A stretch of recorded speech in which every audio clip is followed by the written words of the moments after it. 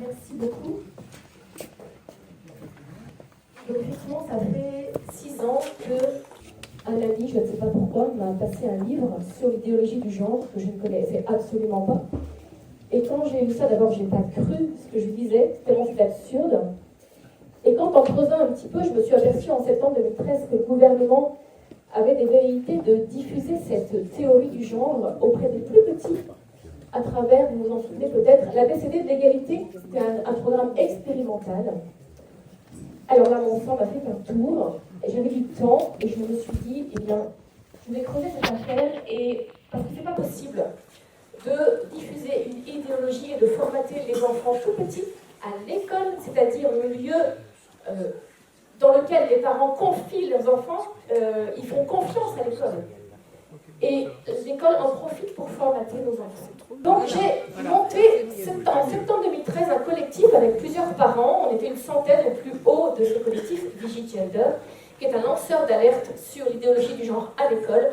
Et donc il y a un site que j'essaye encore un petit peu d'alimenter par les témoignages qui me remontent du terrain et qui est là pour que les parents, les enseignants puissent se renseigner sur cette théorie du genre et voir comment elle se diffuse concrètement à l'école. Je mets des témoignages, j'analyse tous les documents d'éducation nationale, les manuels scolaires, j'en ai une collection à la maison.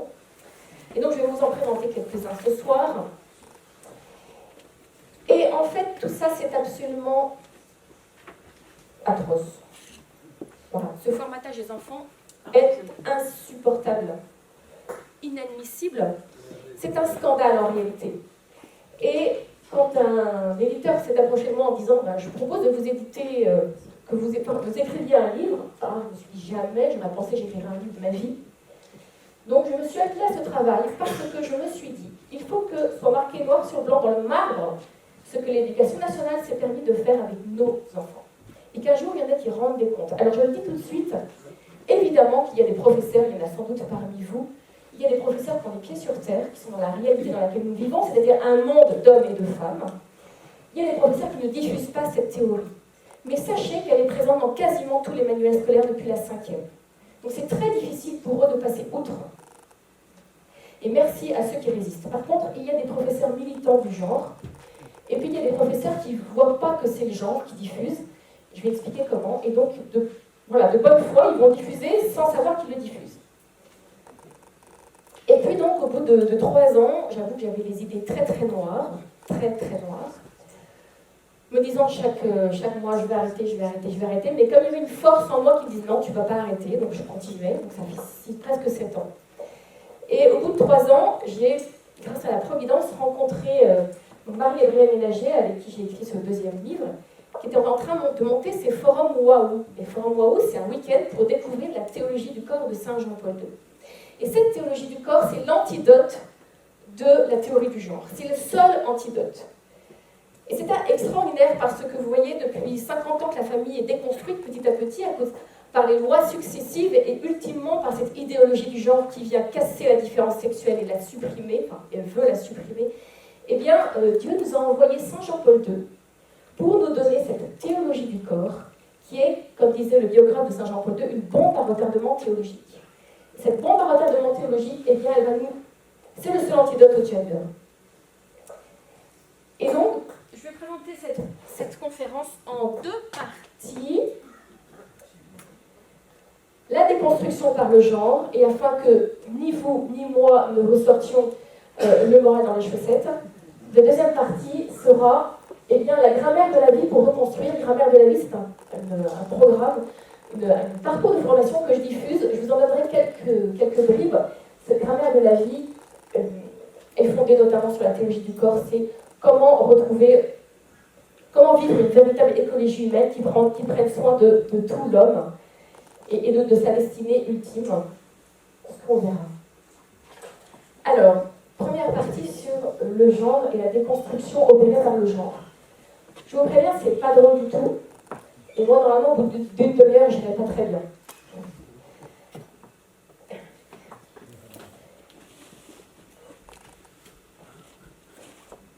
Je vais vous présenter ce qu'est la théorie du genre, tout simplement à partir de ce qu'un garçon de 3e, je crois, a rapporté à sa maman, après qu'une association LGBT lesbiennes, gays, bi, trans, soient intervenus dans leur école. Alors, ce n'était pas dans les Yvelines, c'était en Haute-Pyrénées. Une petite parenthèse, peut-être certains d'entre vous, vous dites, eh bien, nous sommes protégés à Versailles. C'est fort probable que vous soyez davantage protégés qu'ailleurs. Mais c'est impossible de l'assurer. Le genre est aussi présent dans les écoles privées, puisque là, les professeurs sont ce qu'ils sont, et il y a des professeurs militants, même dans le privé. Et bon. Donc, je pense que vous êtes davantage protégés, mais je ne peux pas le garantir. Et comme je vous le disais, la théorie du genre est présente dans tous les manuels scolaires. Donc, il suffit que votre enfant, votre petit enfant, ouvre son manuel et tombe dessus. Donc voilà ce que ce garçon a rapporté. L'association leur a dit que l'on peut être garçon ou fille, que de toute façon ce n'est pas important, qu'on s'habille comme on veut, qu'on n'est pas obligé d'être un homme ou une femme, masculin ou féminin, qu'il n'y a pas de différence, que le modèle de famille traditionnelle n'existe plus. Vous avez résumé là la théorie du genre, donc je vais juste l'expliquer. Voilà, cette idéologie du genre, qui est mondiale, qui n'est pas franco-française, qui est mondiale, qui est diffusée par l'ONU, l'UNESCO, l'OMS, la Commission européenne, voilà. C'est un tsunami, un véritable tsunami. Eh bien, cette théorie dit que notre corps sexué ne dit rien de nous. On a retenu ça. Notre corps sexué ne dit rien de nous, n'a aucune influence sur nos comportements, nos choix de vie, nos attitudes, nos choix de métier, etc., nos aspirations. Donc on peut être garçon ou fille, ce n'est pas important. On n'est pas obligé d'être un homme ou une femme, il n'y a pas de différence. Le but ultime, le but de l'idéologie du genre, c'est de supprimer la différence sexuelle, d'effacer cette différence, pour arriver à une indifférenciation des sexes et des sexualités. Donc indifférenciation des sexes dans tous les champs de la société. Dans la famille, bien sûr, dans l'entreprise, partout. Dans les métiers, il faudrait qu'on ait, vous savez, 50% d'hommes et de femmes dans tous les métiers. C'est le but du gouvernement aujourd'hui. Et que le modèle de famille traditionnel n'existe plus.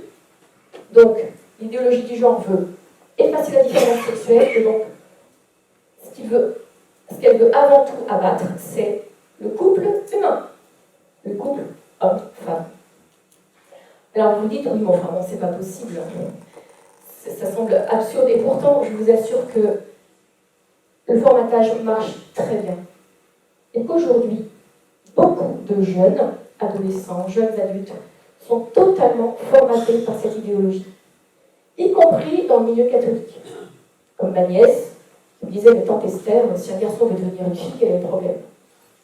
Bon, un quart d'heure pour lui parler. Je ne sais pas si je l'ai convaincue.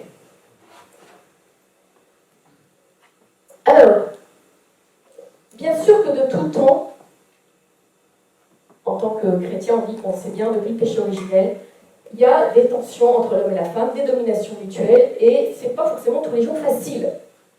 Mais cette différence sexuelle est évidemment une richesse si on sait l'apprivoiser comme un don. J'y reviendrai. Mais, vous voyez, les idéologues du genre, plutôt que de chercher à comprendre ces différences sexuelles, ils se disent finalement, eh bien, on va se sortir de là en supprimant cette différence, pour arriver à ce qu'on appelle l'égalité réelle. Et donc, quand on parle d'égalité homme-femme, en réalité, ce n'est pas l'égalité de dignité et de droit dont il s'agit. L'égalité homme-femme, en tout cas qui est voulue par le gouvernement aujourd'hui, c'est vraiment une indifférenciation des hommes et des femmes dans toute la société. Et pour continuer sur les définitions, on va dire, je pars toujours de ce que nos enfants voient. Et là, dans les manuels de sciences et vie de la Terre de seconde, les nouveaux manuels sortis pour cette rentrée, quand j'ai découvert ces manuels, je les ai épluchés pendant 8 heures, j'en ai pleuré. Tellement c'est incroyable qu'on en soit arrivé à ce stade. Et donc là, je vous présente Attier. Donc vous savez, à 15 ans, on a toute cette poussée hormonale, le corps qui change, on se pose plein de questions, on ne sait plus trop qui on est, voilà. Et là, qu'est-ce que l'école va nous dire? Eh bien, que d'abord, je prends le sexe. Le sexe, selon la loi, c'est le sexe assigné à la naissance. Sur le médecin, il assigne un sexe. Sous-entendu, c'est arbitraire. Non, on n'assigne pas un sexe, on le constate. Vous voyez, on met dans leur tête que leur sexe est assigné et donc ils pourraient peut-être en changer. L'identité, c'est le fait de se sentir homme ou femme. Et puis vous pouvez mettre le curseur, à chacun d'ajuster ses curseurs. Je ne suis pas du tout homme, un peu femme, beaucoup femme. Oui. Donc l'identité, c'est je sens. L'attirance. L'attirance émotionnelle, sexuelle, c'est un des aspects de l'orientation sexuelle. Donc je suis attirée par les femmes, par les hommes, un peu les femmes, beaucoup les hommes. Enfin, vous voyez, vous pouvez mettre votre curseur aussi. Et enfin, l'expression de genre. Je peux avoir une expression de genre féminine. Un homme qui s'habillerait femme, par exemple, aurait une expression de genre femme. Vous avez peut-être vu, ça fait un peu buzz sur Internet, un homme dans une émission de télévision, l'animateur lui dit bonjour monsieur, et lui de dire pourquoi vous m'appelez monsieur, je ne suis pas un homme. Qu'est-ce qui vous fait dire que je suis un homme? L'animateur lui dit votre apparence. Il y avait une barbe et tout.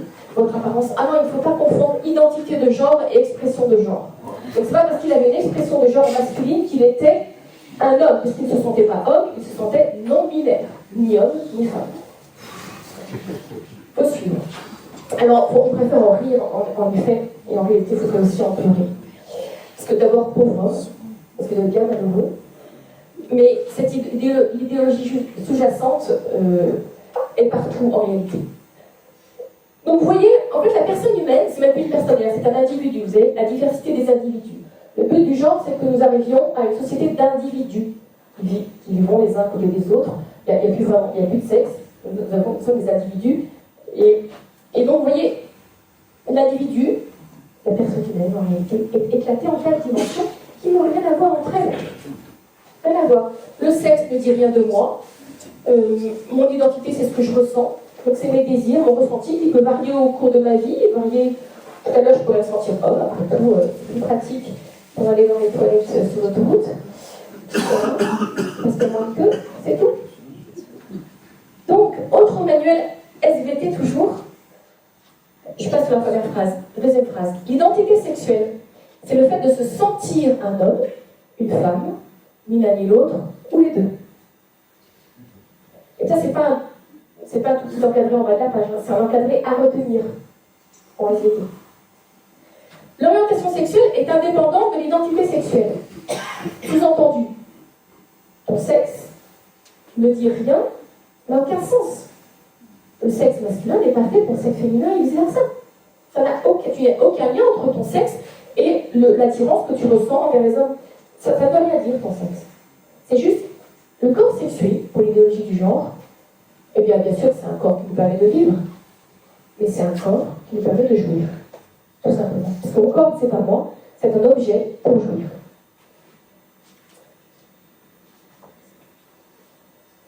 Tous les manuels de SVT, il y en a 6, tous sont comme ça. Donc c'est difficile pour les professeurs de SVT de faire ce cours. Alors, ils ne sont pas obligés, les professeurs, d'utiliser les manuels, ils sont obligés de les avoir. Les élèves sont obligés de les avoir. Les professeurs peuvent bien sûr vous voyez, il y en a qui le font. Et combien ne le font pas? Alors, la diffusion de cette théorie du genre, il y a 3 moyens. Lutte contre les stéréotypes sexués, je vais y revenir. Une grande visibilité donnée au mode de vie LGBT dans toute la culture. Et enfin, une sexualisation précoce, donc un apprentissage de la sexualité uniquement réduite à sa dimension de plaisir, de plus en plus petit. Et quand on voit tous ces scandales de pédophilie qui sortent, mais on prépare toutes les proies. Non, ce ne sera même pas des proies, ce sera des proies, oui, mais elles seront consentantes. On leur a appris à accéder à ce plaisir et à trouver que c'est bon.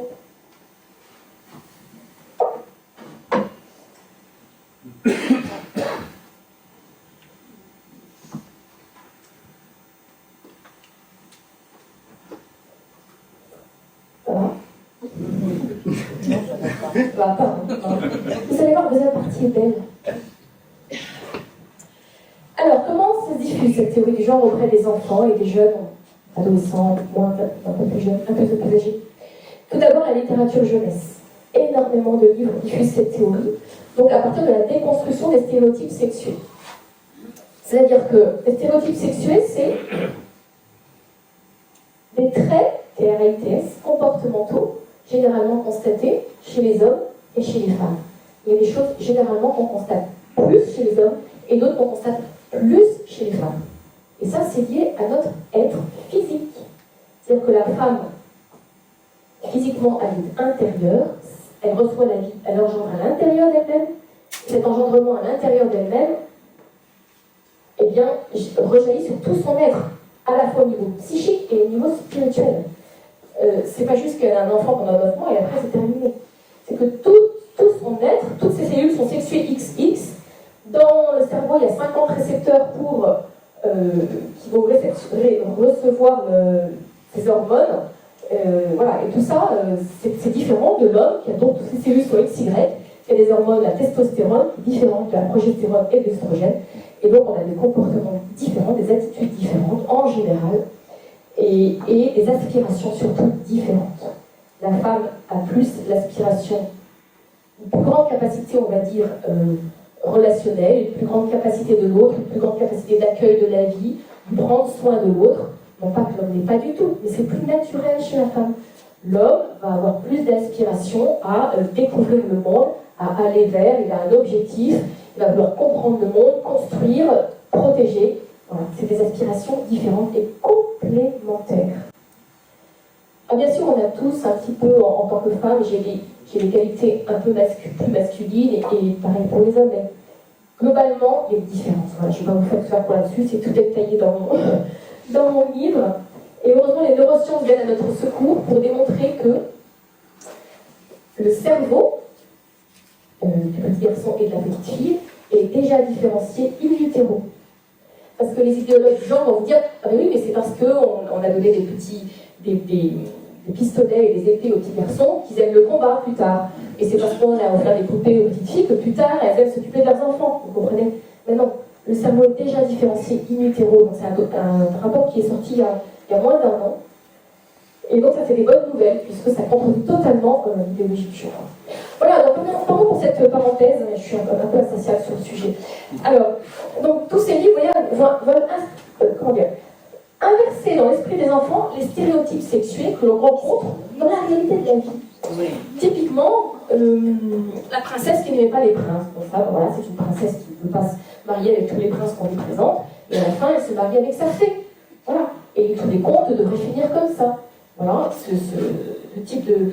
Papa porte une robe. Certes, l'habillement est un stéréotype totalement culturel, mais on a besoin de distinguer les hommes et les femmes. Dans toute culture, on distingue les hommes et les femmes dans l'habillement. La princesse et le dragon, eh bien, c'est l'histoire d'un petit garçon, une petite fille, pardon, qui va aller combattre le dragon pour délivrer son prince qui est prisonnier d'un donjon. Vous voyez, c'est plus le petit garçon avec sa force qui va aller délivrer la petite fille. La princesse, le message sous-jacent, c'est petit garçon, t'es nul. Ta force, elle est nulle, elle ne sert à rien. Et c'est les femmes qui vont prendre le pouvoir, c'est tout. Voilà. Bon, je caricature un peu, mais c'est juste pour que vous compreniez tout ce qui est sous-jacent. Jérôme Parker, c'est pour apprendre qu'un garçon peut devenir amoureux d'un garçon. Je passe ces livres, il y en a qui circulent dans certaines écoles, il faut le savoir, puisqu'ils sont conseillés par un des principaux syndicats d'enseignement du primaire.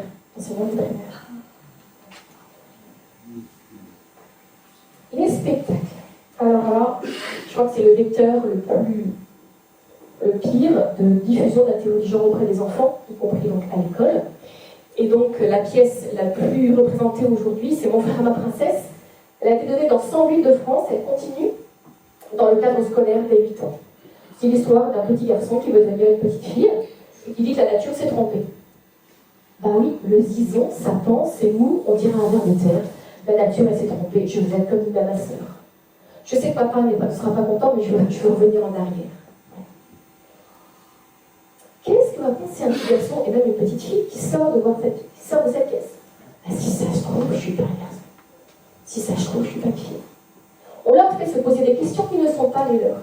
Et ça ne répond pas aux questions des rares enfants qui existent, qui ont ce qu'on appelle une dysphorie de genre, pour le coup j'emploie le mot genre, même s'il n'existe pas en français, c'est le terme médical, c'est-à-dire qu'ils ne se sentent pas bien dans leur corps, qu'ils se sentent de l'autre sexe. Et en fait, ça passe avec la puberté. Alors, les chiffres, c'est que 90, dans mon livre, j'ai oublié, je crois que c'est 98% des garçons qui ont ce problème petit d'identité Ce problème passe après la puberté et 88% des filles. Donc, voilà, si vous connaissez un enfant qui a ce problème d'identité petite, ça passera en général après la puberté, une fois que les hormones auront fait leur travail. Donc, soyez très vigilants si vos enfants vont... J'en ai encore eu la semaine dernière, une maman qui m'a fait un mail. Voilà, mon enfant va voir telle pièce, qu'est-ce que vous en pensez? Je vais le faire sur Google. Et la pièce, c'était Rimage, et c'était s'inventer garçon ou fille, homme ou femme, puis tout effacer et recommencer. Je lui ai dit, écoutez, voilà, clairement, c'est du genre. Donc, elle a dit à la directrice qu'elle est allée voir, qu'elle n'irait pas voir, que son enfant n'irait pas voir la pièce. Vous n'êtes absolument pas obligé d'accepter que votre enfant aille voir une pièce de théâtre dans le cadre scolaire. Bon, je vais passer là-dessus. C'est une petite vidéo de 2 minutes. Bon, c'est pas très beau, c'était sur France TV. Une jeune femme, une féministe du genre, qui... France TV, c'est nos impôts. Hein. Qui explique avec plein de vidéos aux jeunes ce qu'il faut faire. Et donc, elle expliquait, je voulais vous montrer comment... si vous sentez votre identité est conforme à votre sexe biologique, vous n'êtes pas un homme ou une femme, vous êtes un cisgenre. Ce qu'on appelle un cisgenre. Donc, ce sont des catégories particulières. Ah, alors on est passé, voilà. Alors, je fais un peu de recherche, parce qu'on est quand même dans les Yvelines, hein, et donc, je suis allée sur le site de l'Académie de Versailles, qui renvoie sur cette exposition qui a commencé au Murau. Vous voyez, super égaux, le pouvoir de l'égalité filles-garçons. Et donc, les questions qui seront abordées. À la naissance, sommes-nous programmés E.E.S. Vous savez, c'est l'écriture inclusive. Donc, quand vous voyez ça, vous pouvez être sûr que c'est idéologique. C'est terminé. À la naissance, sommes-nous programmés? C'est pas la question. Mais évidemment qu'ils vont répondre que non. Notre cerveau a-t-il un sexe? Oui, normalement. Adultes, sommes-nous réellement égales ou égaux? Notre métier est-il prédéfini en fonction de notre sexe? Et là, ils mettent les inégalités, mais en fait, toute différence entre les hommes et les femmes, ils vont dire que c'est une inégalité. Ils ne peuvent pas concevoir le mot de différence. Donc, ces inégalités, sont-elles programmées ou bien sont-elles des constructions culturelles? C'est pas soit l'un, soit l'autre, c'est les deux. Mais vous voyez, ils abordent ça sous forme exclusive. C'est soit programmé, soit culturel. Ils vont affirmer que c'est uniquement culturel. Donc c'est à force d'avoir éduqué les garçons comme des garçons, les filles comme des filles, que les garçons sont devenus des hommes et que les filles sont devenues des femmes. Vous voyez? Eh bien non. Nous sommes nature et culture. Tout notre corps est sexué et la culture est là pour développer le potentiel naturel. Le culturel vient développer le potentiel naturel. C'est à ça que sert la culture. Et une petite fille est appelée à devenir femme, puis potentiellement mère. Et une mère, c'est pas un père. Et donc, c'est totalement idéologique, cette exposition. Donc, si quelqu'un va la voir, je suis preneuse. Moi, je ne veux plus les voir parce que j'en ai... On peut plus. Voilà, pour vous montrer, donc ça, c'est les cours d'enseignement moral et civique. Dès la 5e. Oui, une inégalité partout présente. Des inégalités professionnelles. Il y a, parmi les ouvriers du bâtiment, 98% d'hommes et 2% de femmes. Waouh! C'est une inégalité. Vous voyez comment on présente ça aux enfants? C'est juste une différence. Les sages-femmes, il y en a 98% sont des femmes, 2% des hommes. Bah oui, juste au bâtiment, il faut avoir une certaine force physique. Mais ça, même ça, c'est niais, si vous voulez. L'inégalité économique, les femmes gagneraient 20% en moyenne de moins que les hommes. Ce chiffre est faux. Parce que ce chiffre, on va dire, la comparaison n'est pas faite à isopérimètre entre les femmes et les hommes. Il faut faire une comparaison, hein, travail constant, compétences identiques, temps de travail identique, etc., etc. Si on fait cette comparaison, on tombe à 5%. Oui, il y a encore des efforts à faire, mais ce n'est pas les 20% qu'on nous rabâche sans cesse. Inégalité politique, 84% d'hommes qui sont mères et 16% de femmes. Je ne vois pas en quoi c'est une inégalité. Il y a bien de raisons pour lesquelles les femmes se présentent moins que les hommes. Je passe, et puis la Fédération française de football. 95% d'hommes, mais quelle inégalité affreuse, vraiment. Voilà, c'est pour vous montrer le niveau zéro de l'enseignement qu'on présente à nos enfants. Et que dès qu'on parle d'inégalité, en réalité, c'est une différence. Sauf parfois, effectivement, pour les salaires. Il y a des inégalités qu'il faut effectivement combattre. Bon, on continue, toujours enseignement moral et civique, pour vous montrer que, bon là on leur parle de sexe, genre et sexualité, donc c'est l'idéologie du genre pur jus, je n'y reviens pas. Et donc, vous voyez, on leur présente un couple garçon-fille à gauche, un couple, entre guillemets, garçon-garçon, sur le même plan. Tu as le choix. Voilà. Donc, soyez conscients que dans les manuels scolaires, ce qu'on appelle dans notre monde moderne l'hétérosexualité et l'homosexualité sont mis strictement sur le même plan. C'est simplement une conséquence de la loi Taubira. J'entendais tout à l'heure le président des AFC dire qu'effectivement, heureusement, ils ont voulu aller voir un directeur d'école pour mentionner ce point. Mais quand Mme Taubira disait ça ne vous changera rien pour vous cette loi, c'est totalement faux, évidemment. Et une des conséquences, c'est que auprès des jeunes, l'homosexualité et l'hétérosexualité sont mises strictement sur le même plan.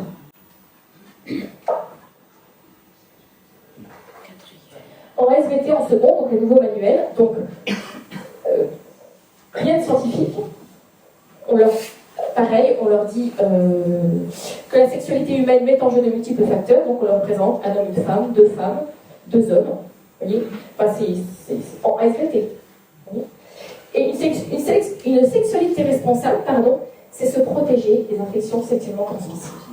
En fait, c'est pas ça, une sexualité responsable. Et en fait, nos jeunes crèvent, on leur parle de maladies, de sida, de préservatifs, ils n'en peuvent plus. En réalité, on considère nos enfants comme, pardonnez-moi d'être un peu vulgaire, mais comme des pénis et des vagins sur pattes. Donc il y a un moment, il faut dire ras-le-bol. Vous laissez nos enfants, et on va leur apprendre ce que c'est une vraie sexualité responsable. Et on leur présente la procréation médicalement assistée en détail, avec des images, des dessins de la femme se faisant inséminer, c'est très charmant si vous voulez, en omettant bien sûr toutes les conséquences d'une procréation médicalement assistée sur la femme, sur le couple, sur l'enfant, qu'on connaît maintenant, etc. Autre chose, on leur présente, je parle de ça parce que vous avez compris que dans l'idéologie du genre, le corps n'est pas nous, c'est un objet pour jouir. Donc c'est totalement en lien avec l'hypersexualisation et l'éducation à la sexualité qu'on leur propose, qui est juste une éducation pour jouir, à jouir. Voilà.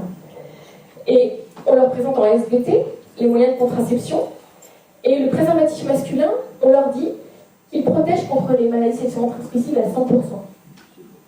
C'est un mensonge. Mais c'est hallucinant. On précipite nos enfants dans une sexualité extrêmement précoce. Tu te protèges avec préservatif, plus pilule, etc. Tu seras protégé, c'est totalement faux. Et voilà les taux, il faut quand même les connaître. Contre le sida, 70 à 80%. Et contre le chlamydia, alors il y a un médecin dans la salle que j'ai aperçu, j'espère que je ne me trompe pas. Mais cette infection, on ne la voit pas quand on est infecté. Et on devient stérile. Voilà. Et le préservatif protège à 59%. Donc aujourd'hui, il y a des jeunes femmes, jeunes filles qui deviendront stériles.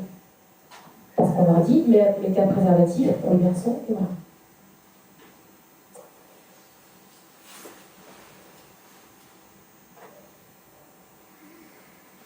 Presque fini pour la première partie.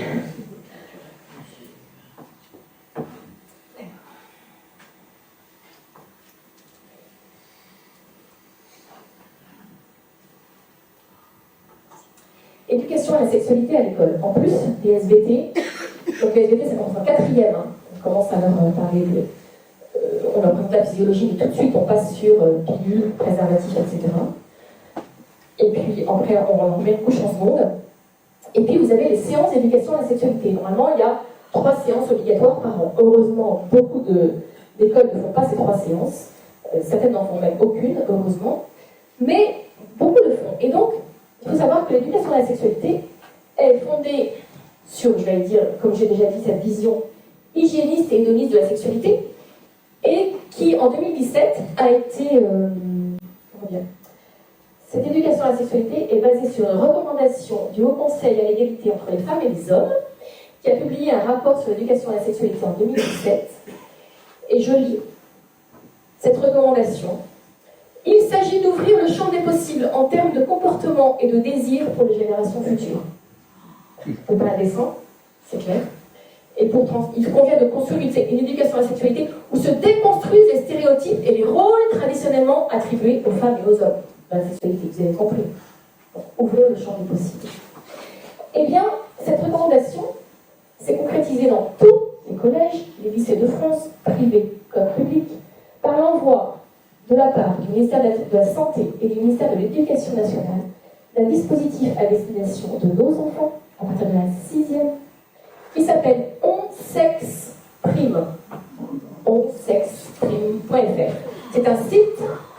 Tous les collèges et lycées recevaient des petits livrets.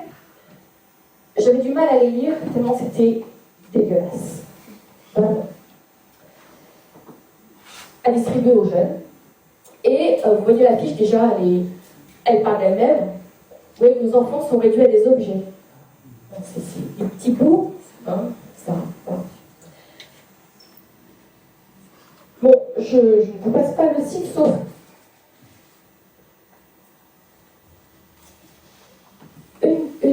la page, je sais plus, c'est la page où on voit un livret qui s'appelle Questions d'ado. Je vous dis juste la définition de la sexualité qui est dans ce livret.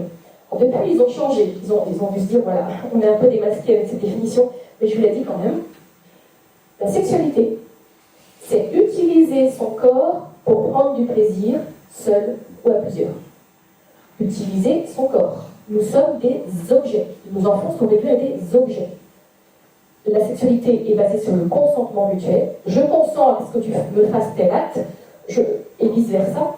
Et donc je consens à être un objet pour toi, et toi tu es un objet pour moi, pour accéder au plaisir. C'est uniquement ça. Donc là je passe très vite, parce que ça va commencer à devenir glauque. Ah, c'est bien, ils ont des images. Bon, tant pis, ah, ouais. Découvre les positions associées aux différentes pratiques sexuelles. Pénétration vaginale, orale, anale, je passe. Oups. Bon, d'accord. Et l'autre, c'était un petit quiz pour gagner du plaisir. On leur donne des petits conseils pour gagner un maximum de plaisir. Pour arriver, voilà. Bon, je passe. La dernière fois, j'en ai parlé de ce site. Il y a un homme qui est allé dessus en direct. Il est allé vomir à l'extérieur. Voilà. C'est monstrueux. Évidemment, on ne leur parle pas d'amour. Ou alors, on leur dit que ça n'existe pas. Qu'on a plusieurs amours dans la vie, et que chacun construit un amour particulier, mais ça n'existe pas. Alors, on va oublier la pornographie, qui est encore une fois totalement liée. Donc, je ne retiendrai qu'un chiffre, 11 ans en moyenne pour le premier visionnage d'une vidéo. En moyenne. Ça veut dire que dès 4-5 ans, il y en a des enfants qui voient des films pornographiques. Ne pensons pas que les enfants des familles catholiques sont préservés. C'est totalement faux. Y compris s'il n'y a aucun écran à la maison. Parce qu'ils le verront chez les petits copains. Récemment, il y a un jeune qui a crié au secours auprès d'une amie, 17 ans. Aucun écran chez lui.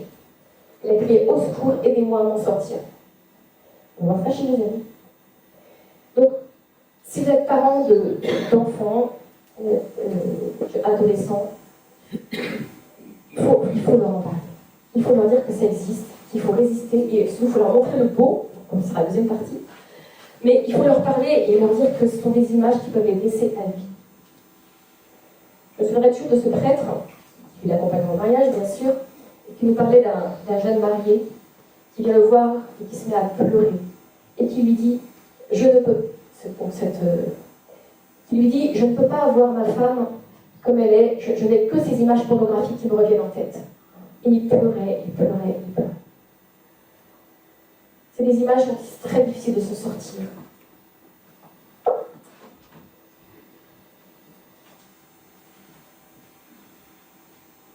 Un prêtre de Versailles me disait combien les lycéens sont dedans. Ils crient au secours.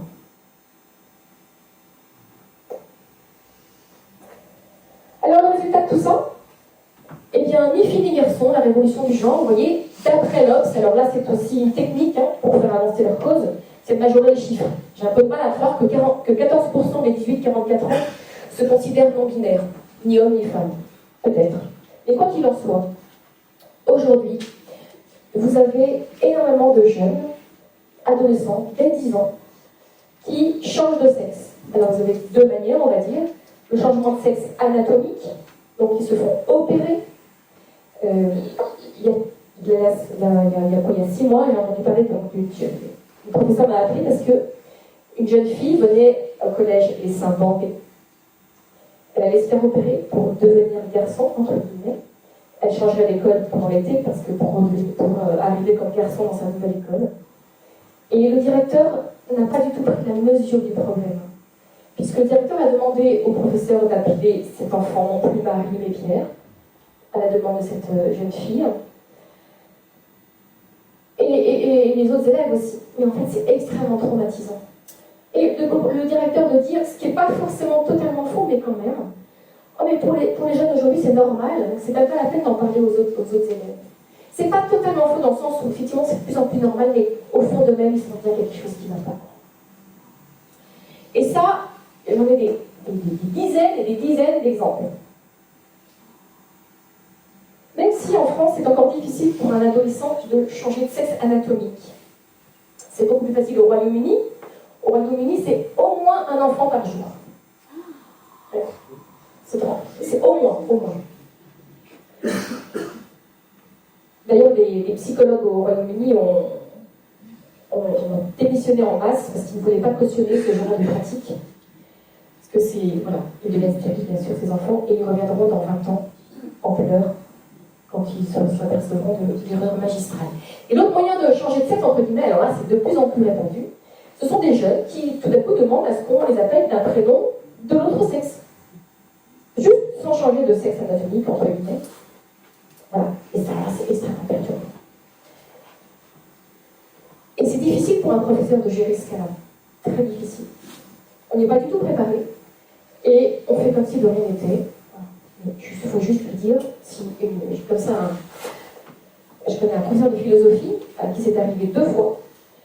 Et donc cette jeune fille qui vient le voir au premier cours, qui lui dit, je vous demande de m'appeler Max, de m'appeler il a refusé, après une discussion avec elle, en lui disant que non, qu'elle était une fille, il a maintenu qu'elle était une fille, et il dirait l'élève, pour pas la froisser, mais il ne dirait pas il dit son prénom de garçon. Bon, autre conséquence, eh bien c'est une hypersexualisation des jeunes,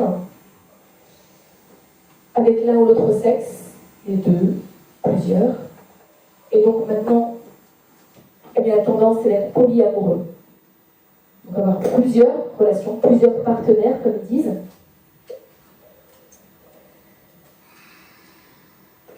C'est glauque, mais c'est la réalité. Il y a un accroissement de l'homosexualité essentiellement chez les jeunes filles. Pourquoi? Parce que le modèle des garçons aujourd'hui, pour la sexualité, c'est la pornographie. Donc ils exigent de la part des jeunes filles des actes dont la jeune fille sent bien qu'il y a un problème, et en tout cas qui ne répondent pas à son aspiration première, on va dire, qui est de recevoir de la tendresse. Et donc ces jeunes filles, qu'est-ce qu'elles font?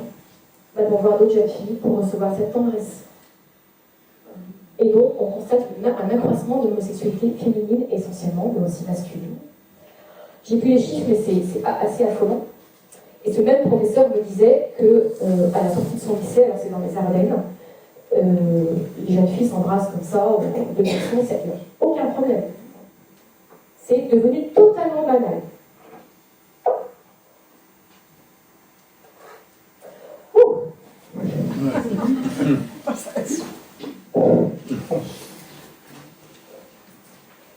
Juste que vous retenir que cette idéologie du genre veut abolir la différence sexuelle. La cible, c'est le couple humain.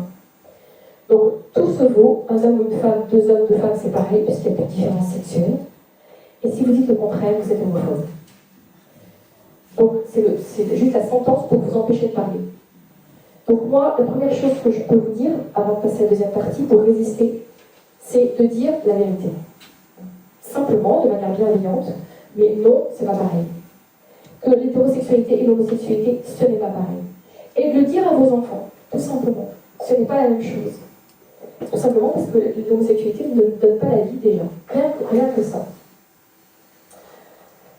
Donc, homophobe, arriéré, moyenâgeux, ce que vous voulez. Dans les entreprises aussi, le genre est très présent.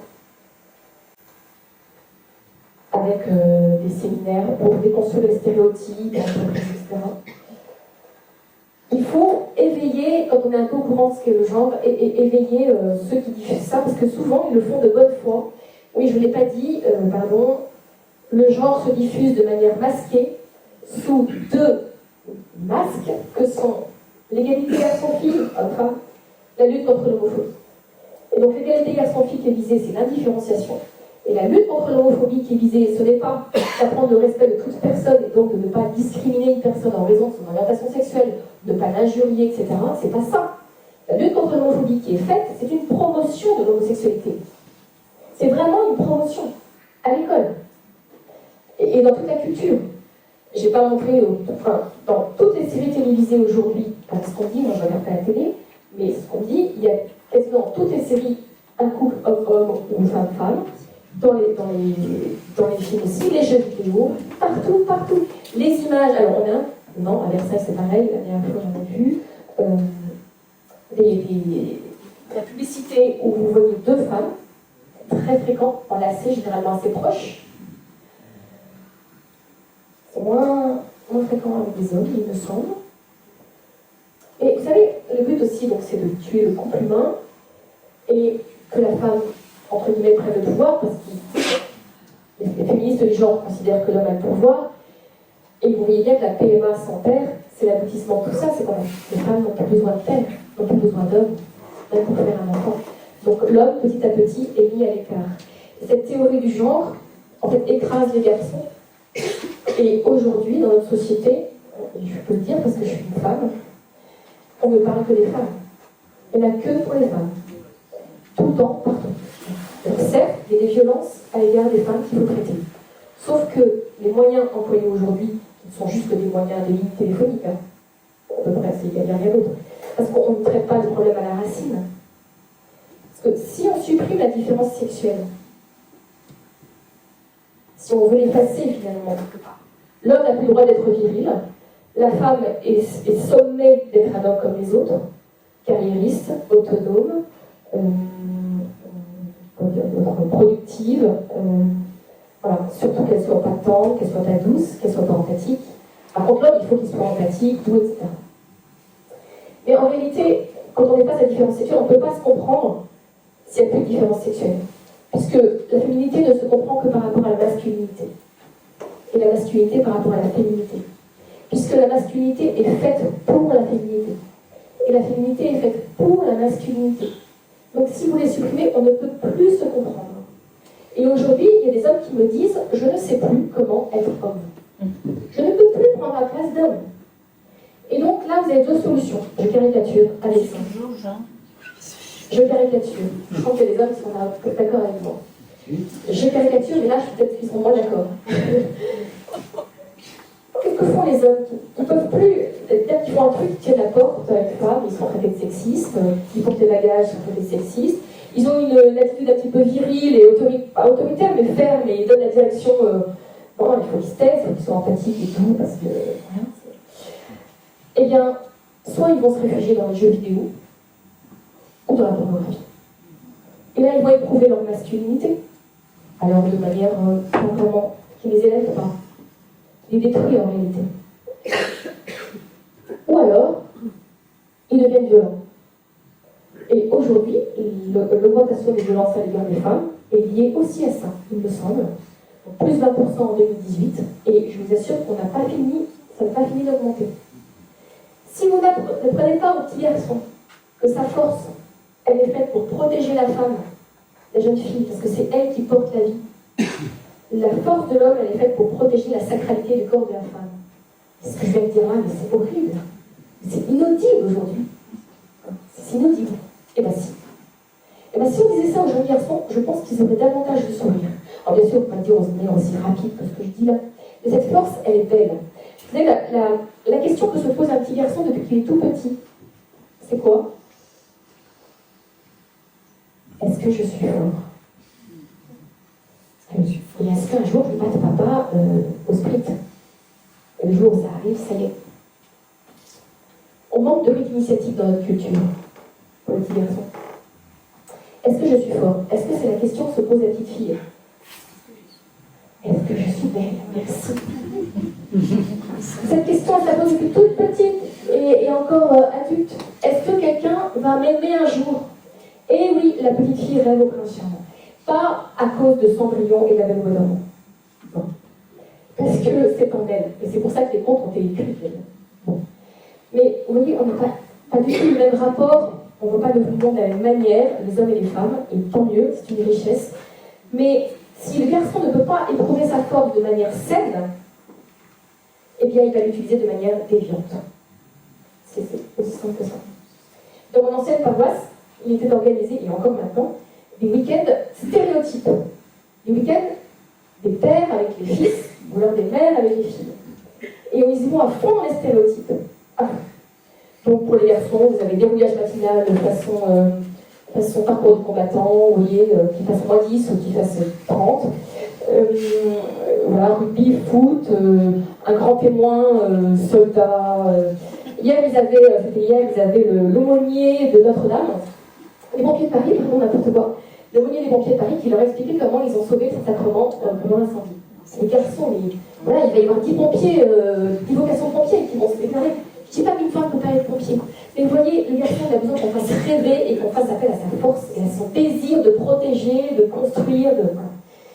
Si vous dites à un garçon qui peut être sage-femme, oui, très bien, il y a des hommes sage-femmes, aucun problème, mais c'est pas ça qui va le faire rêver tout petit, vous voyez. Oh, bon. Et puis la jeune fille, alors je ne sais plus ce qu'ils font dans les week-ends des jeunes filles, mais voilà, vous avez compris, il n'y a pas que du construit en nous, et le construit est au service de la nature, pour que notre nature s'épanouisse, pour que notre nature se développe, pour que nous devenions ce que nous sommes. Elle n'est pas là pour nous contraindre. Avant de passer à la deuxième partie, qui est en train de, la transition est en train de se faire, vous avez reçu des petits papiers blancs. Donc n'hésitez pas à poser vos questions et à écrire vos questions sur les petites feuilles de papier et à vous manifester, comme ça on gagnera du temps pour après, pour la partie des questions.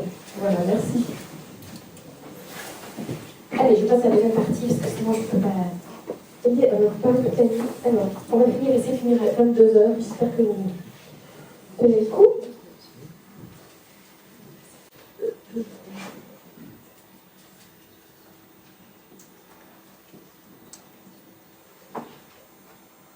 Je pense que le formatage a très bien marché. Beaucoup de jeunes aujourd'hui sont totalement dans ces idées-là. Et très rares sont les jeunes qui y échappent à ce goutte à goutte de genre imposé dans la culture, à l'école, etc. Très très rare. Et il me semble que la raison est totalement obscurcie aujourd'hui et que nous n'en sortirons pas uniquement avec des arguments de raison. Parce que, en fait, le couple humain, l'homme et la femme, c'est l'image de Dieu. Dieu créa l'homme à son image, à l'image de Dieu il le créa, homme et femme il les créa. Le couple humain est l'image de Dieu. Et donc vous voyez, en s'attaquant au couple humain, c'est Dieu qu'on met dehors. Et on ne pourra pas s'en sortir sans remettre Dieu au centre. Et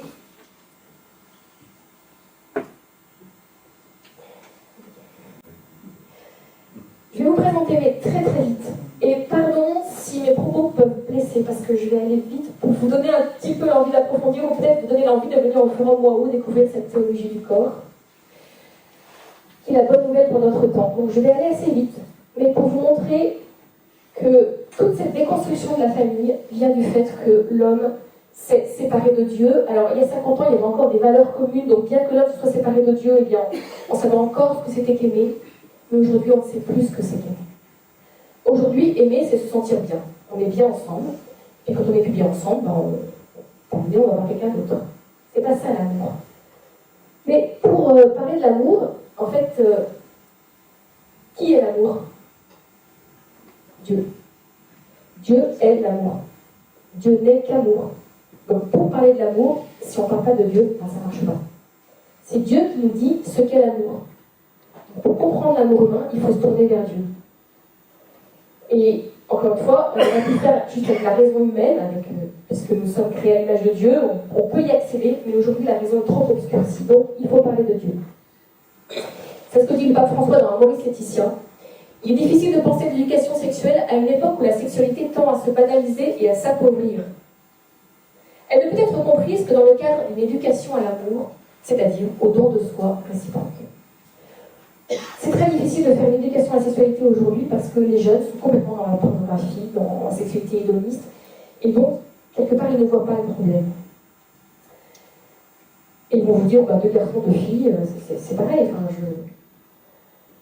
Et donc, il faut les éduquer à l'amour. Et la sexualité prend place dans l'amour. La sexualité est l'expression de l'amour. La sexualité est le langage de l'amour. Le langage du corps qui exprime l'amour quand les gestes de tendresse, les paroles, les sourires ne sont plus suffisants.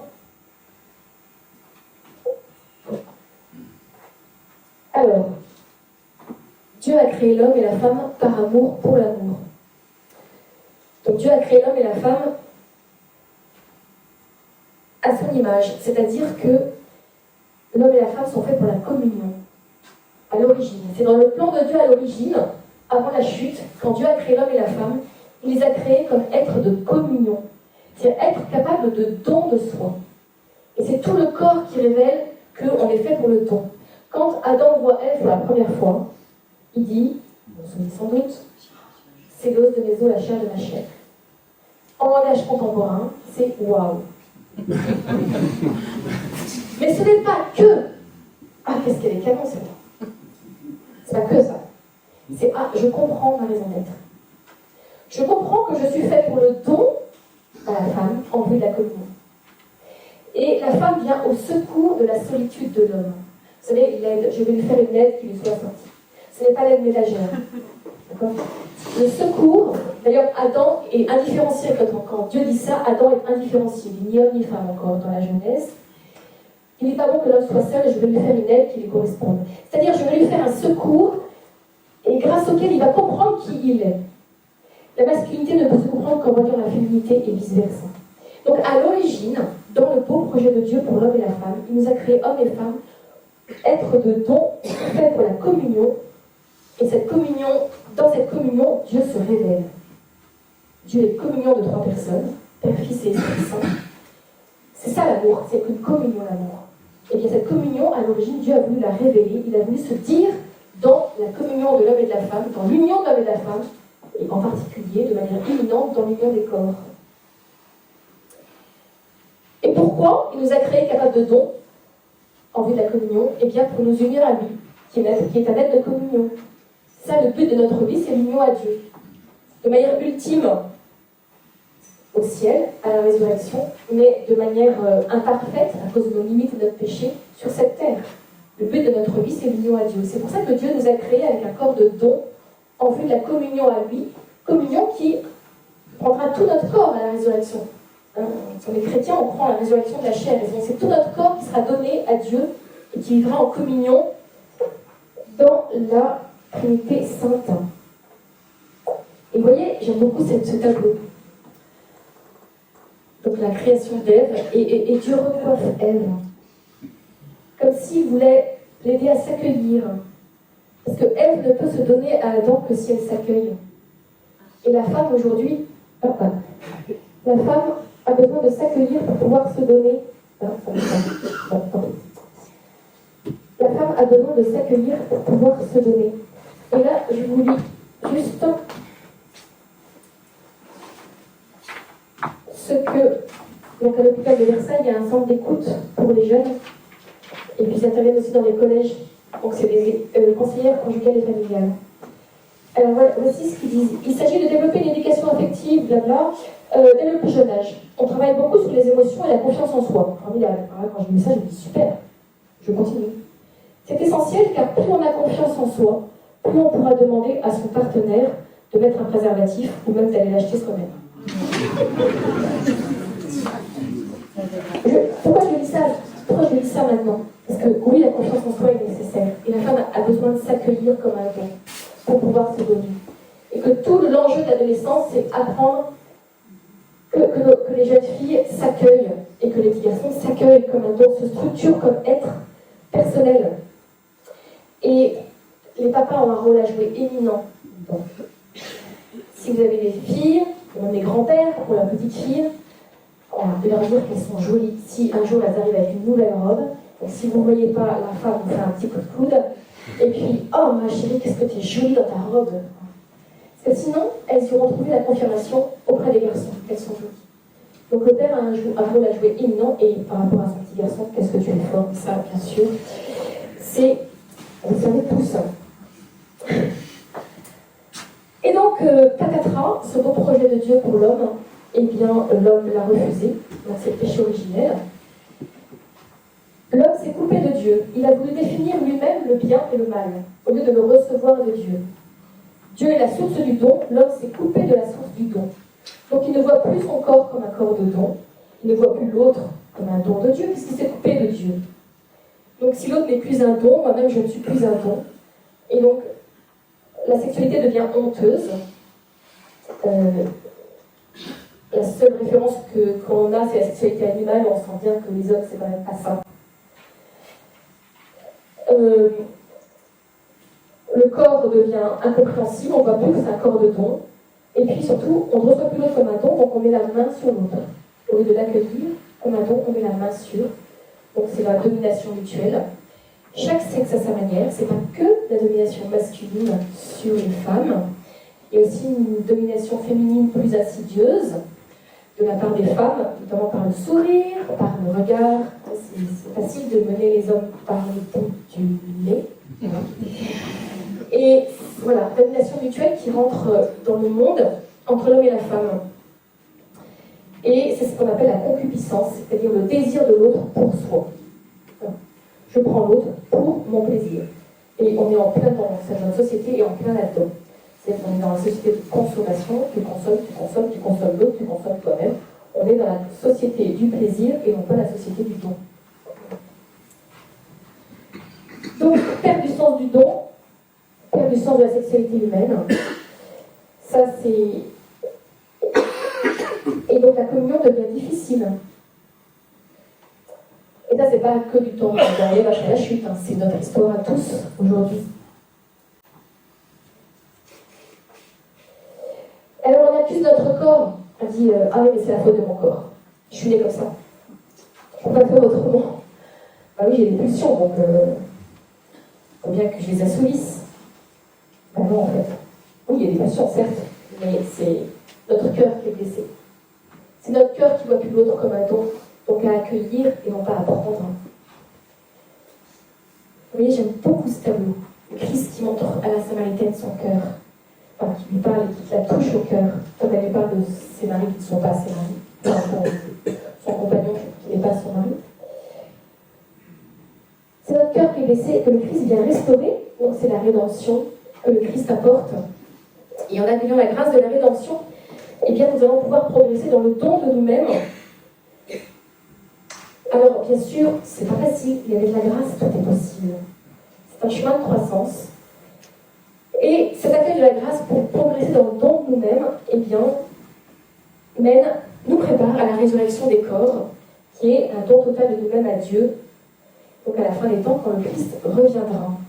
Et quand à la résurrection, Dieu se donnera totalement à nous, et nous nous donnerons totalement à Dieu, et nous serons, on va dire, divinisés, c'est-à-dire que notre corps et notre âme seront totalement unis, il n'y aura plus de tension entre le corps et l'âme. C'est Dieu lui-même qui fera cette unité. C'est ce que dit Saint Jean-Paul II. Parce qu'évidemment, personne n'est revenu de la résurrection, donc c'est pas facile d'en parler, mais Saint Jean-Paul II, dans sa théologie du corps, en parle à partir de l'Évangile toujours. Donc vous voyez, peu à peu, eh bien, nous sommes sur un chemin de croissance pour progresser dans le don de nous-mêmes, c'est-à-dire passer de l'autre est pour moi à je suis pour l'autre. Et ça, dans tous les champs de notre vie quotidienne. Bien sûr, dans le champ de la vie intime, mais dans toutes nos relations. Puisque nous sommes faits pour la communion entre nous, c'est ce qu'on appelle la fraternité. Et la fraternité, c'est beaucoup plus que le vivre ensemble qu'on nous propose aujourd'hui. Le vivre ensemble, c'est ces individus dont je parlais, qui sont les uns à côté des autres et qui vivent ensemble. La fraternité, c'est une communion. C'est-à-dire qu'on est les uns pour les autres, dans un rapport de réciprocité. On prend soin de l'autre. Ça peut être mon frère, ma soeur, mon père, mon boucher, avec juste un bonjour et un sourire et un au revoir. C'est prendre soin, lui dire que sa viande est bonne. Et bien ça change déjà la relation. Voilà. C'est des petites choses comme ça, c'est que voilà, ce n'est pas un dû. Bon, je passe. Et donc ça, tout ce cheminement dans le don, c'est la pédagogie de la grammaire de la vie. Donc un parcours qu'on diffuse depuis 4 ans maintenant, qui a été mis en place par René Cochard, qui est médecin à Lyon, et qui est une perle pour moi, qui va vous apprendre petit à petit à retrouver le sens du don. Qu'est-ce que le don? Comment cheminer dans le don de soi? Et donc, comment ne pas utiliser l'autre? Parce qu'une personne humaine ne peut pas être utilisée. Ça, c'est la règle d'or de l'écologie humaine. Et je vous invite à réfléchir dans vos relations avec les uns et les autres. Eh bien, vous savez, parfois, on se donne, bon, mais il y a une petite attente de retour sur soi. Vous voyez, bon, je fais ça, mais il va me donner ça. Vous voyez, ça s'appelle de l'utilisation, quelque part.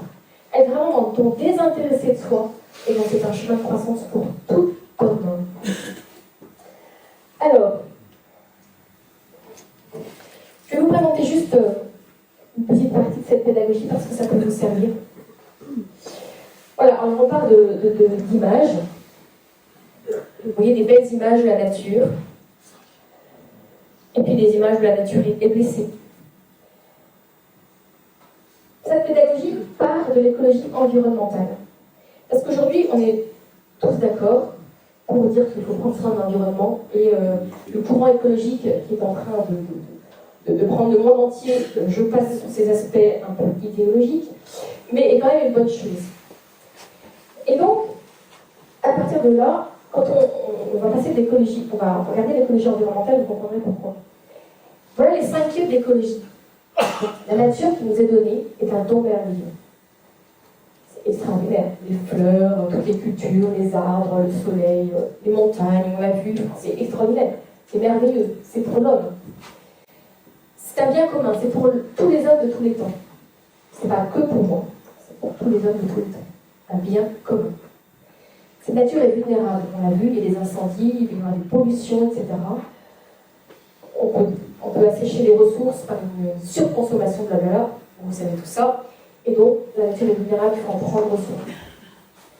4e point, je suis responsable d'en prendre soin, c'est pas que le voisin. Chacun est responsable là où il est de prendre soin de son environnement, de l'environnement. Et enfin, il y a des règles à suivre pour ça. Ces règles, ce sont les règles d'exploitation de la nature qui vont respecter les lois intrinsèques à la nature. Ces lois intrinsèques ont été mises par le Créateur dans cette nature. Et plus vous respectez les lois, plus la nature portera du fruit. S'il y a des viticulteurs parmi vous, vous savez bien qu'il faut mettre la vigne dans tel sol, telle pente, tel ensoleillement pour que le vin soit bon. Et ça, c'est l'homme avec sa raison qui a découvert les lois intrinsèques à la nature. Et on avait vu des règles d'exploitation qui vont faire que la nature va porter tout son fruit. L'histoire de la permaculture aujourd'hui, c'est exactement ça. C'est le respect des lois intrinsèques à la nature. Telle plante qui a besoin d'azote, on va la mettre à côté d'une plante qui en émet, etc. Et en respectant, en accueillant ces lois intrinsèques comme un don, eh bien, on va faire porter tout son fruit et on va vers l'harmonie. Eh bien, ces 5 clés de l'écologie s'appliquent aussi à l'écologie humaine. La vie humaine est un don merveilleux. Je vais vite, c'est un bien commun. Chacun de nous est un bien pour plusieurs personnes. Sa présence est bienfaisant pour plusieurs personnes. La vie humaine est vulnérable. Nous sommes tous très vulnérables. Et donc, il faut prendre soin. 4e, nous sommes tous responsables de prendre soin de celui qui est à côté de nous. Et il y a des règles à suivre comme ça. Pour que nos relations soient saines, pour aller vers le bonheur finalement. Pour qu'il y ait une harmonie entre nous. Pour que nous aboutissions à la fraternité, cette communion entre nous, à laquelle nous aspirons, parce qu'encore une fois, nous sommes faits pour ça. Notre bonheur, c'est la communion des personnes. Ultimement, la communion en Dieu. Et la règle d'or de l'écologie humaine, je l'ai déjà citée, c'est qu'il n'est pas possible d'utiliser une personne pour arriver à ses fins. Sa satisfaction, son plaisir. La seule attitude juste, c'est d'agir pour son bien. Et donc, vous voyez, on part dans cette pédagogie de l'écologie environnementale et ensuite on passe sur la vie humaine. Et donc, si l'autre est un don merveilleux, alors c'est sûr qu'il y a des relations qui peuvent être toxiques et qu'il faut fuir à toutes jambes, mais on peut toujours trouver chez quelqu'un quelque chose qui est un don merveilleux. Et donc, voir les autres personnes, moi, ça a changé complètement mon regard sur les personnes, cette formation. C'est-à-dire que je vous vois comme des dons merveilleux. Donc, vous êtes des dons merveilleux. C'est très clair. Et donc, je vais essayer de prendre soin de vous. Et je ne vois plus le mauvais côté des personnes et je cherche le bon chez elles. Mais en tout état de cause, je suis, comme dit Saint Jean-Paul II, il dit, les personnes que je rencontrais, elles m'étaient confiées par Dieu. Voilà, vous m'êtes confiées par Dieu pour que je prenne soin de vous. Voilà, toute personne que vous rencontrez dans votre journée, vous êtes confiée par Dieu, qui aime infiniment cette personne et qui compte sur vous pour prendre soin de sa perle, cette personne qu'il aime tant. Voyez. Donc, en même temps que les personnes nous sont données, elles nous sont confiées par Dieu. Je suis sûre que ça change. En tout cas, ça nous permet de nous mettre en route. Moi, ça m'a permis de nous mettre en route vers une plus grande communion avec les personnes. Parce que vous voyez qu'aujourd'hui, beaucoup de jeunes sont très, très, très blessés dans leur corps. Après les forums WOW sur la théologie du corps, il y a beaucoup de jeunes, ça s'adresse à tout adulte. Beaucoup pleurent toutes les larmes de leur corps en me disant pourquoi on ne m'a pas dit ça plus tôt. Et ils se mettent en route en disant je veux me former pour pouvoir aller parler aux jeunes, pour qu'ils ne connaissent pas les souffrances que j'ai connues. Pourquoi je vous dis ça? Je ne sais plus. Oui. Comme les jeunes sont très blessés, vous ne pouvez pas dire à un jeune très blessé tu es un don merveilleux. C'est inaudible. Surtout quand il a été agressé sexuellement, c'est inaudible. Donc on passe par le truchement de l'écologie environnementale pour petit à petit les amener à l'autre, puis à soi-même. Je suis un don merveilleux. Et là, on va voir en quoi c'est une antidote au gender. C'est que, qu'est-ce que j'ai reçu? J'ai reçu mon corps. C'est un don merveilleux, ce corps. Apprendre à nos enfants que leur corps est un trésor. Un don merveilleux. Un bien à protéger, donc il faut en prendre soin parce qu'il est vulnérable. Donc éviter les substances toxiques qui vont altérer ses capacités, l'hygiène, s'habiller correctement, etc. Et notamment, cette fertilité qui est dans le corps, à l'adolescence, c'est bien, elle est belle, c'est un don merveilleux, il faut en prendre soin. Et il y a beaucoup de choses qui peuvent altérer cette fertilité. Donc, évidemment, les drogues, l'alcool, la contraception, et aujourd'hui, un couple sur 7 a des problèmes pour avoir des enfants, des problèmes de fertilité. Donc, prendre soin. Voilà, c'est un petit truc, un petit outil qu'on peut utiliser partout. S'il y a des professeurs parmi vous, vous pouvez faire ça en début d'année. Il y a beaucoup de professeurs qui le font maintenant, qui expliquent ça aux enfants à partir de l'écologie environnementale, ils mettent des belles photos, etc. Ils présentent tout ça, et après ils disent les enfants, vous êtes un don merveilleux. Mais moi aussi, je suis un don merveilleux. Vous êtes un bien commun, vous êtes un bien pour moi, le professeur, et moi, le professeur, je suis un bien pour vous. Mais nous sommes tous vulnérables, il faut prendre soin les uns des autres. Donc, je ne vais pas faire de bruit parce que ça va gêner ton voisin. Ça va me gêner aussi, moi, le professeur, parce que je vais être exténuée à la fin de la journée, je vais être insupportable, Donc, vous êtes responsables, les enfants, de prendre soin les uns des autres et de prendre soin du professeur. Et pour ça, il y a des règles. Vous savez, généralement, les professeurs ont des règles de vie. Voilà. Eh bien, les professeurs qui ont fait ça, au début d'année, ils m'ont dit leur classe, l'ambiance de la classe a radicalement changé. Et il suffit qu'il y ait, enfin, je caricature à peine, mais il suffit qu'il y ait un peu de brouhaha dans la classe, ils font ça, ça redescend. Ah oui, je suis responsable de prendre soin des professeurs, là, je sens qu'elle est exténuée, elle faut que je me calme. Bon, je vais vite, mais vous voyez, et en fait, ça fait des belles choses. Mais déjà, cette pédagogie, elle est en train d'entrer dans certaines écoles privées, donc c'est une grande joie. Et les enfants qui l'ont suivi, les adolescents qui l'ont suivi, ils nous disent combien ils ont été heureux et combien ça leur a apporté de la joie. Parce qu'en fait, on leur parle de ce qui est au fond d'eux, à savoir qu'ils sont des êtres de don. Et ils sont des êtres de don en vue de se donner. Et la première manière de se donner, c'est de prendre soin des autres. Bon, je vais passer sur ça parce qu'il est tard. Je vous cite la dernière phrase d'Amaurice Laetitia. Cheminons, famille, et continuons à marcher. Ce qui nous est promis est toujours plus. Ne désespérons pas à cause de nos limites, mais ne renonçons pas non plus à chercher la plénitude d'amour et de communion qui nous a été promise.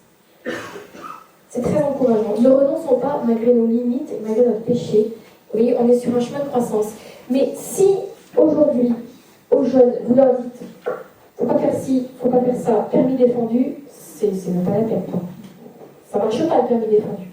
Et aujourd'hui, il est interdit d'interdire, donc on fait ce qu'on veut, il y a l'individualisme, le relativisme, tout se vaut, et je fais ce que je veux, c'est une liberté mal comprise. La liberté mal comprise, c'est je peux tout faire, alors que la véritable liberté, c'est être en capacité de choisir le vrai bien. Si je suis entravée par mon péché, je ne suis pas libre. La véritable liberté, c'est d'accueillir ce que Dieu veut pour moi, d'accueillir mon corps que Dieu m'a donné, d'accueillir l'autre que Dieu me donne, et de respecter les lois intrinsèques à la nature humaine. La première loi, c'est quand même pas la deuxième, on va dire, c'est pas. Après, ne pas utiliser, c'est qu'un enfant a besoin d'un père et d'une mère. Voilà, c'est inscrit dans l'homme. Eh bien, il faut montrer le beau. Voilà, il faut montrer ce beau projet de Dieu pour l'homme. L'homme est fait pour le don en vue de la communion, en vue de sa destinée finale qui est la communion à Dieu. Et moi, je pense, sincèrement, alors peut-être que je suis la seule, je ne crois pas que je suis la seule. Aujourd'hui, il faut parler de Dieu pour comprendre l'amour. Parce que Dieu est amour. Et donc, il ne faut pas hésiter à parler de ce beau projet de Dieu. Et une fois qu'on a vu le beau, alors on est peut-être à 10 000 km du beau, mais au moins on l'a vu, et donc petit à petit, on va poser des pas pour progresser vers ce beau. Et moi, j'en connais beaucoup qui ont fait ces pas, pour progresser vers ce beau qui est promis à tout homme. Tout homme. Et je conclurai en disant que... Oui, et donc les forums Waouh, pour expliquer un tout petit peu, c'est 2 jours pour découvrir la théologie du corps. Ça s'adresse à toute personne adulte à partir de 18 ans jusqu'à 99 ans. Parce que c'est pas que pour les personnes mariées ou en chemin vers le mariage. On a tous un corps, nous sommes tous un corps. Donc cette théologie du corps nous concerne tous. Nous avons tous la même vocation. C'est une vocation au don total. Et si certains sur cette terre ne peuvent pas s'engager dans une vocation au don total, donc soit dans la vie consacrée, soit dans le mariage, eh bien cette vocation sera réalisée à la résurrection. Et tous, on est en chemin de toute façon vers cette vocation au don total, qui est l'accomplissement de notre humanité. Et donc ce forum Waouh, c'est 2 jours, et puis bientôt on va sortir un parcours Waouh. Vous connaissez sans doute les parcours alpha ou les parcours Zaché.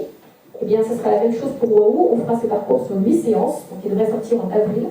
Il y aura une clé USB avec les enseignements, et vous pourrez faire ça en paroisse, chez vous avec des amis, pour diffuser au plus grand nombre cette théologie du corps. Et la bonne nouvelle pour notre temps. Je vous remercie.